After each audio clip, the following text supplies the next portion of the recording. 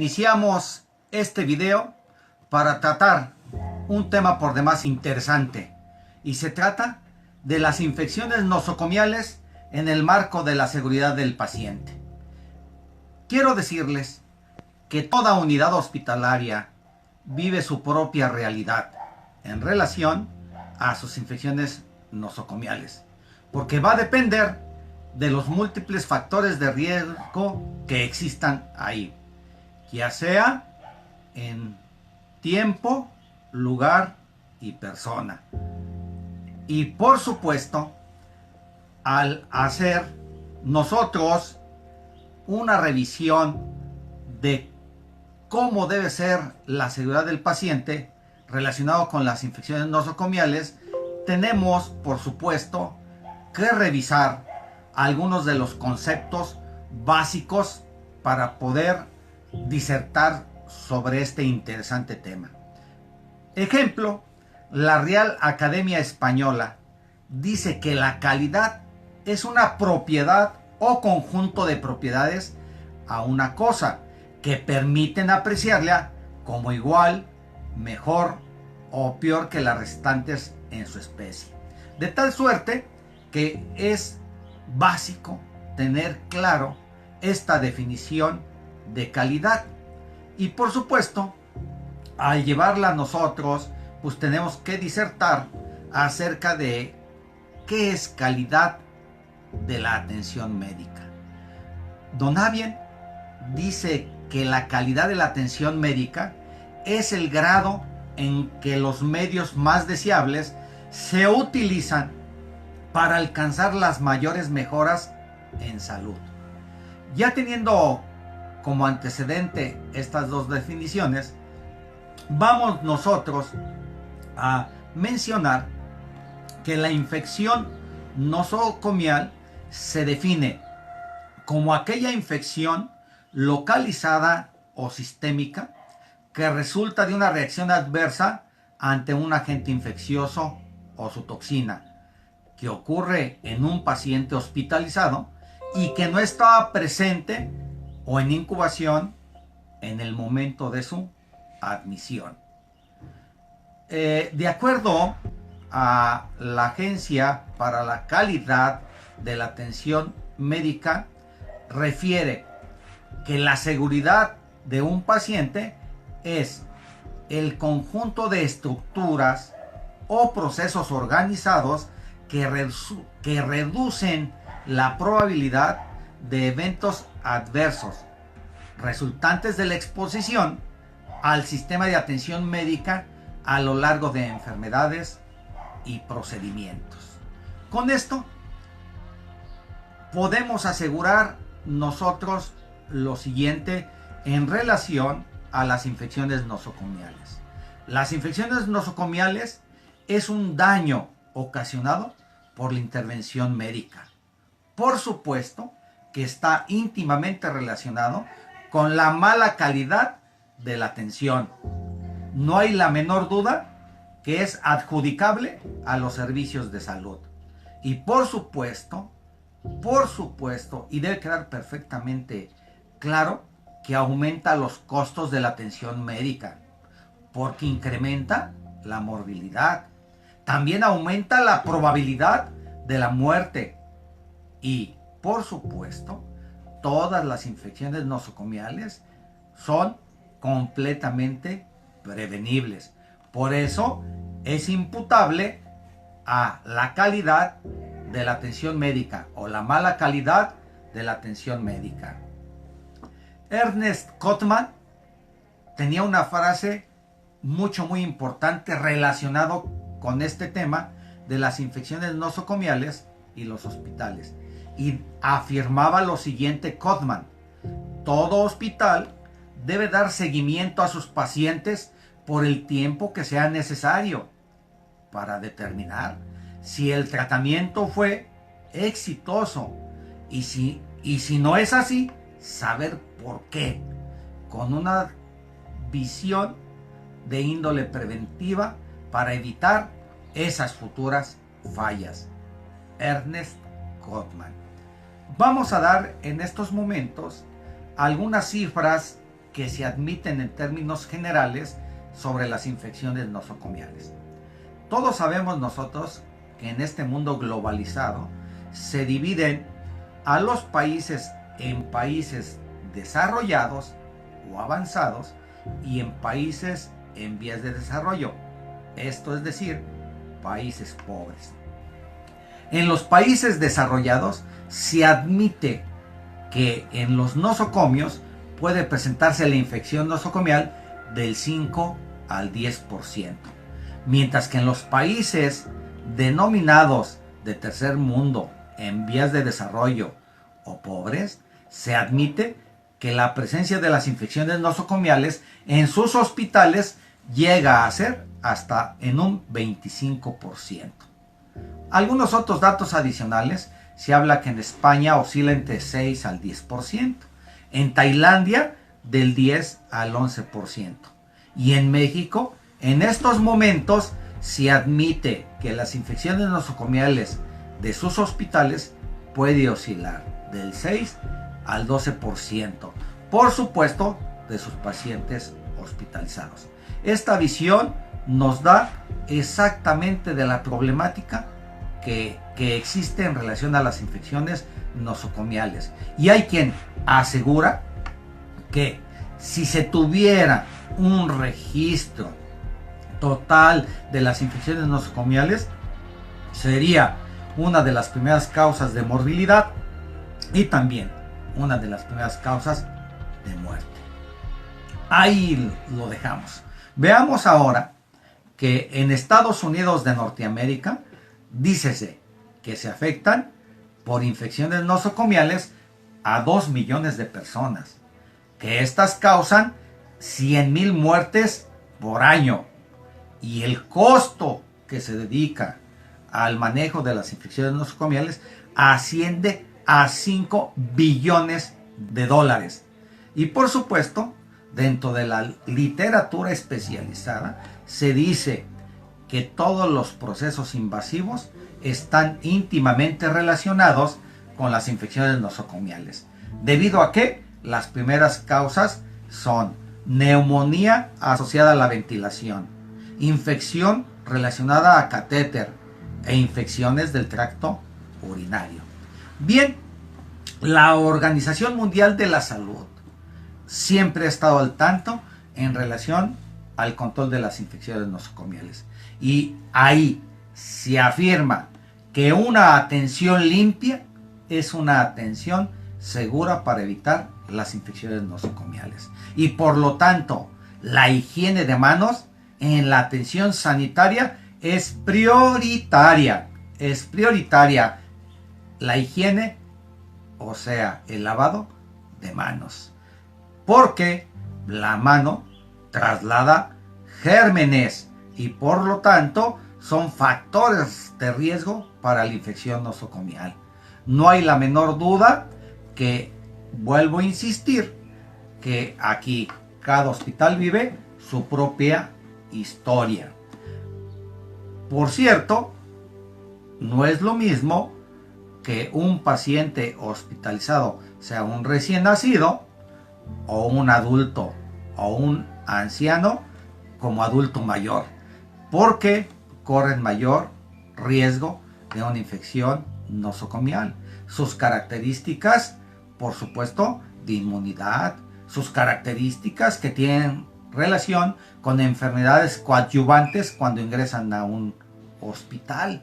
Y por supuesto, no hay la menor duda, de acuerdo al sitio donde se encuentra uno internado, también corre mayor o menor probabilidad de infecciones nosocomiales. Por supuesto que hay servicios críticos en los hospitales, como terapia intensiva, neonatología de alto riesgo, que por sus mismas características son de alto riesgo para contraer una infección nosocomial, porque presentan pacientes que están sumamente graves y que tienen múltiples métodos invasivos que los acercan más a esos factores de riesgo para adquirir una infección nosocomial. Y ya no se diga también el tiempo de hospitalización. A mayor tiempo de hospitalización, mayor riesgo de adquirir una infección nosocomial. Es claro así. Y bien, como decíamos, la seguridad para el paciente en todo el mundo tiene y ubica 5 acciones fundamentales, 5 acciones prioritarias. Y la primera son manos limpias. El segundo, métodos limpios. El tercero, productos limpios. Y 4, entornos hospitalarios limpios. Y el quinto, sin lugar a dudas, tiene que ver con equipos que se utilizan en los hospitales para el diagnóstico y tratamiento de los pacientes, también limpios. Jane Miller y colaboradores mencionan y afirman que debe de haber 4 intervenciones para el control de las infecciones nosocomiales.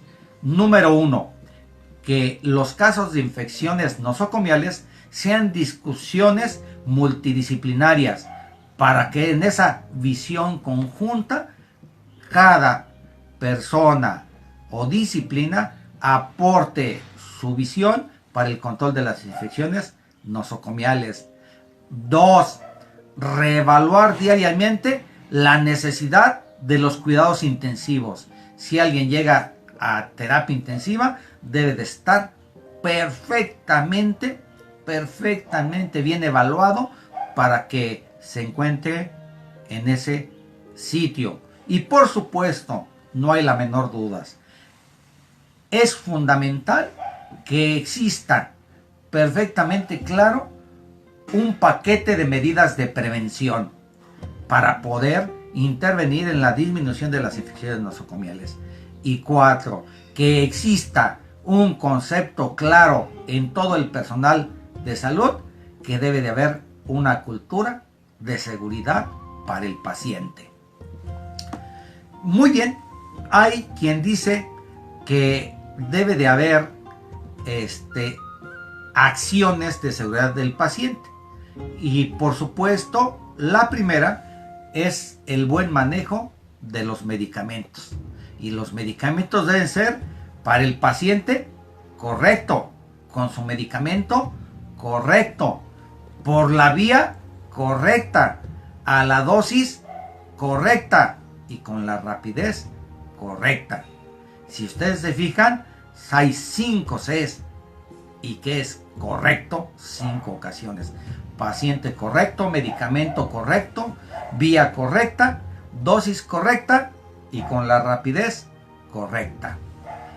Número 2. Siempre debe de haber una identificación para el paciente. No hay la menor duda que el paciente debe ser identificado por su nombre propio. Y por supuesto, tratar de evitar el número de cama como una manera de ubicar e identificar a su paciente. Se debe de estar pendiente de cuando menos tener 2 datos para identificar a su paciente, y el fundamental tiene que ser el mismo nombre del paciente. 3, algo que es importantísimo, que es una comunicación clara, precisa, tener un canal abierto con el paciente, la familia de los pacientes, utilizando terminología clara, estandarizada, que el mensaje sea conciso, específico y oportuno. Y el personal de la salud siempre debe de cerciorarse que se ha dado a entender y que lo que mencionó quedó perfectamente claro. Otra cosa importante es que para el control también debe de haber un uso de un protocolo y de guías diagnósticas de manejo para su paciente, de tal suerte que en estos momentos se debe de tener perfectamente claro el seguimiento de los protocolos y las guías diagnósticas de acuerdo al padecimiento que tenga nuestro paciente. 5, que tiene relación con la cirugía y sus procedimientos. El paciente debe ser el correcto.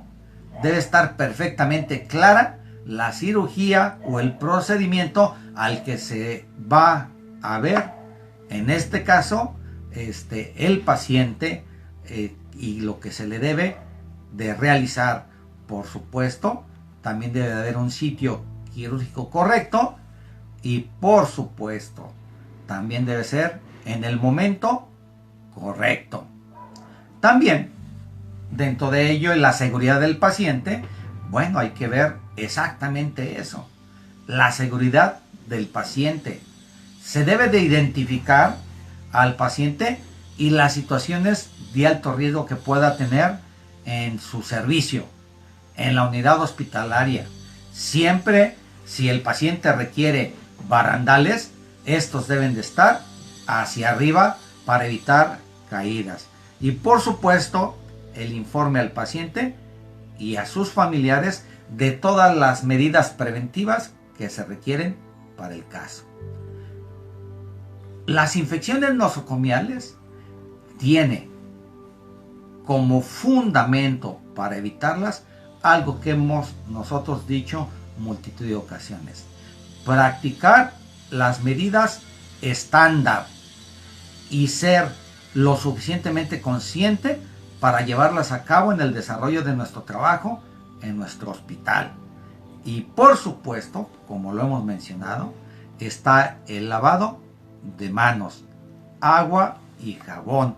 Es importantísimo y se debe practicar antes y después de haber tenido contacto con su paciente.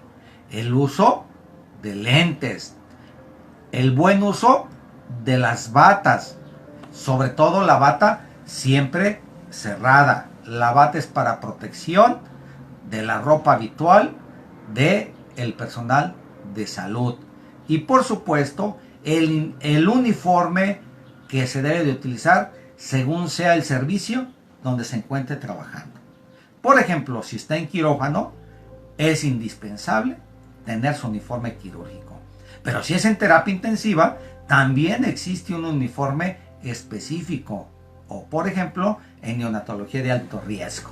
Por lo tanto, el uniforme se utiliza dentro de los servicios y no se puede andar con ese uniforme fuera del mismo, circulando en otras áreas del hospital y mucho menos fuera del mismo. No hay la menor duda que estas prácticas son importantísimas. El buen manejo de los punzocortantes. Hemos hablado también que existe la necesidad también del uso de caretas cuando se tenga la posibilidad de estar expuesto a secreciones y excreciones de los pacientes. El uso de guantes también cuando se pueda correr este riesgo de entrar en contacto con secreciones o excreciones de los pacientes. De tal suerte que debemos de respetar todas las medidas estándar. Y existen otras medidas adyuvantes que tienen que ver con la limpieza del hospital. ¿Cómo se limpia un hospital? Que debe de ser de arriba a abajo y de izquierda a derecha. Primero el techo, las paredes, el mobiliario y por supuesto el piso, con diferentes lienzos para que no haya contaminación.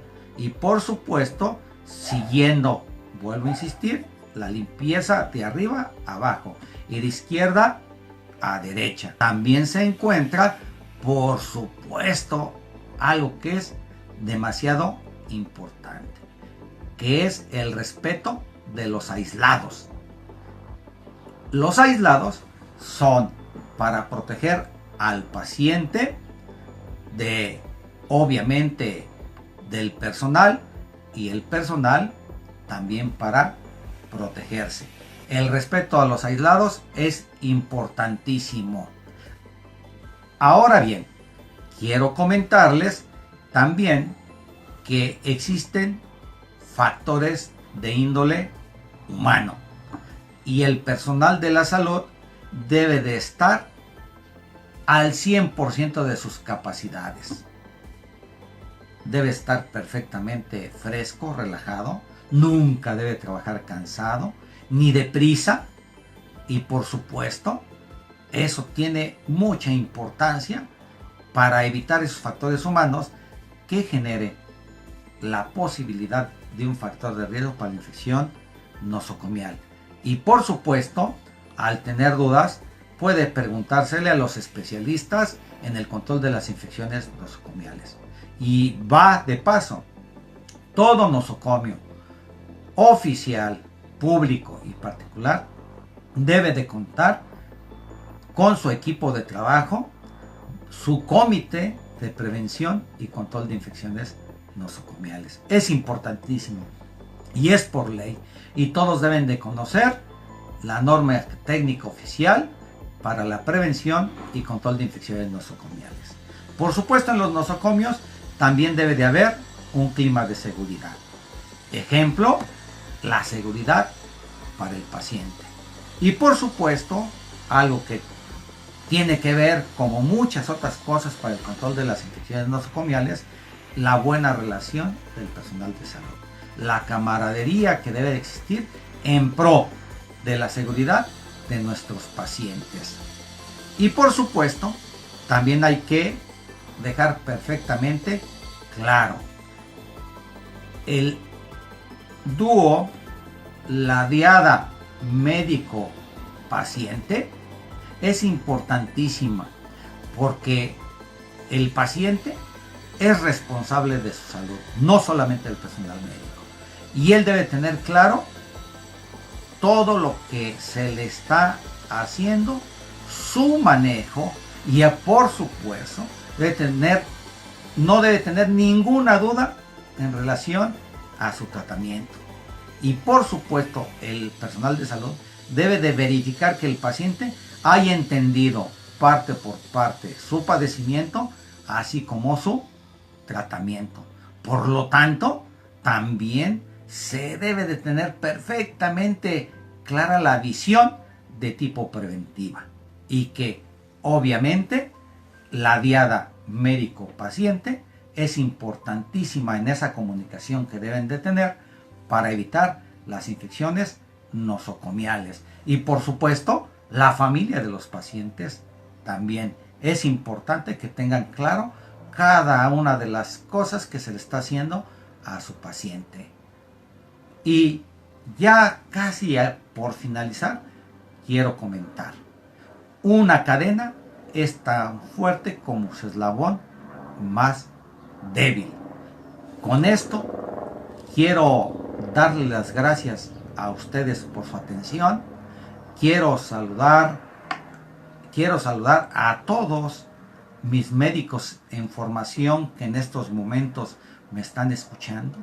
Quiero saludar a todos mis compañeros médicos por esta vía y decirles que uno de los objetivos fundamentales de Medicina y Algo Más es suministrar un conocimiento básico para que quien así lo desee vaya y busque más información y tenga un conocimiento más amplio y sólido.